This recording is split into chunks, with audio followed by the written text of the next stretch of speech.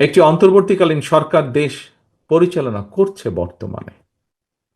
গণ অভ্যুত্থানের পর বিশেষ পরিস্থিতিতে দায়িত্ব নেওয়া এই সরকার হয়তো বৈধ, তবে এই সরকার কোনোভাবেই কিন্তু জবাবদিহিমূলক নয় এবং জনগণের কাছে এই সরকারের জবাবদিহি করার কোনো সুযোগও নেই।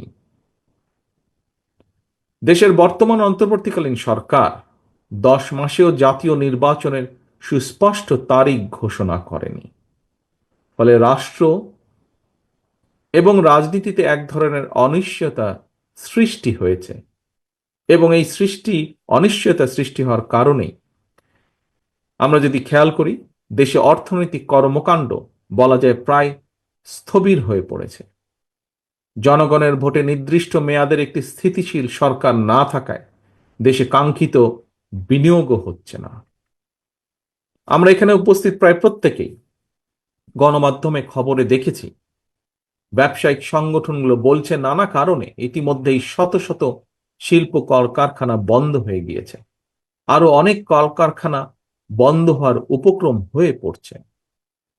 বিভিন্ন সেক্টরে এ ধরনের অস্থিরতা বিরাজ করছে।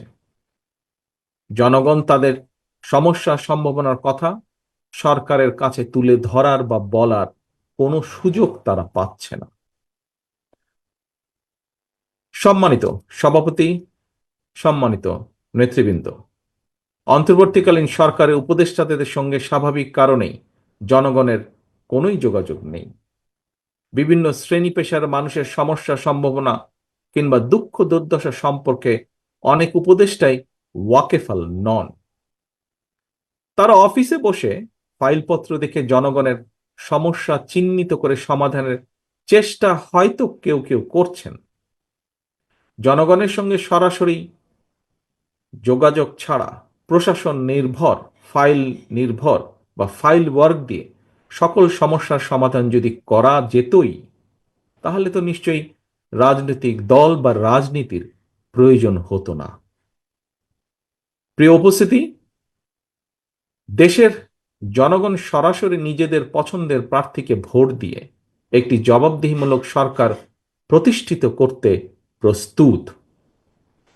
কিন্তু অন্তর্বর্তীকালীন সরকার মনে হয় জনগণের আকাঙ্ক্ষা উপলব্ধি করতে ব্যর্থ হচ্ছে।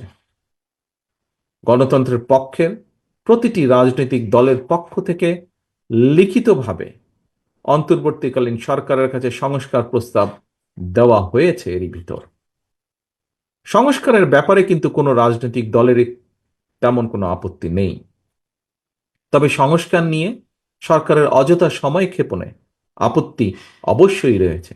শুধু রাজনৈতিক দলের নয়, রাজনৈতিক দলগুলোর বাইরেও পত্র পত্রিকার মাধ্যমে আমরা দেখেছি বিভিন্ন সংগঠনও এ ব্যাপারে তাদের আপত্তির কথা জানিয়েছে, এ ব্যাপারে তাদের কনসার্নের কথা জানিয়েছে।